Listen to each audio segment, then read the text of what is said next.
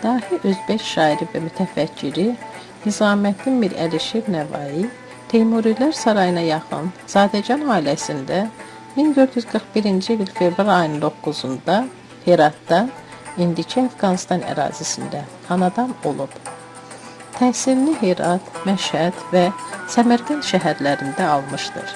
Kiçik yaşlarından özbək və fars dillərində şeirlər yazıb, 15 yaşında şair kimi şöhrətlənib.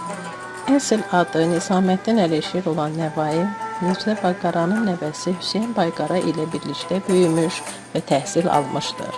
Daha sonralar Hüseyn Bayqara Teymurilər dövlətinin hökmdarı olan zaman uşaqlıq dostu Nəvaini özünə köməkçi edir.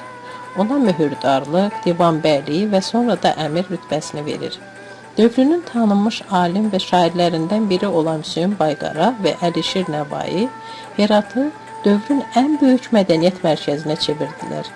Əlişir Nəvai 16-sı mənzum, 16-sı mənsur olmaqla bir-birindən dəyərli 32 əsər yazmışdır. Lirik şeirlərində şair insanın ictimai və mənəvi azadlığını tərənnüm edib, zülm və ədalətsizliyə, mövhumata qarşı çıxıb. Şairin yaradıcılığının zirvəsi özbək dilində yaratdığı xəmsədir. Bu əsərlərdə Nəvai dövrünün ictimai məsələlərindən bəhs edib.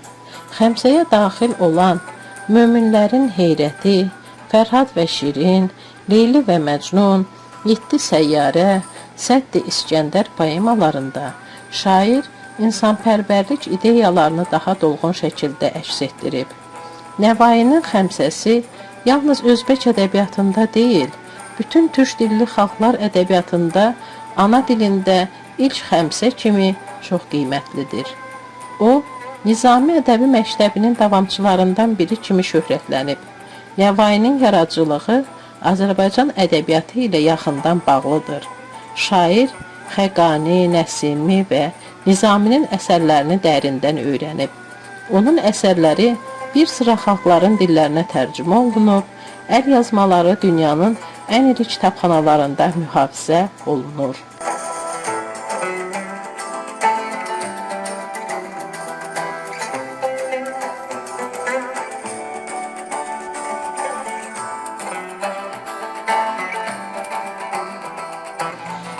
Əlişir Nəvainin qəzəllər, şeirlər, fəlsəfi və elmi məlumatları onun ədəbiyyatın dünya xəzinəsinə daxil edilməsinə səbəb olmuşdur.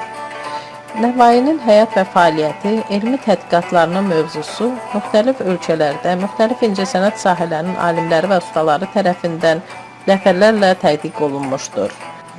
Nəvainin abidələri yalnız Özbəkistanın Daşkənd, Səmərqənd, Navay, Gülüstan, Termiz şəhərlərində deyil, həm də dünyanın bir çox ölkələrinə, Tokyo, Bakı, Moskva, Düşənbə, Vaşinqton, Türkiyə, Şanxay və bir çox şəhərlərdə onun abidələri ucalmışdır.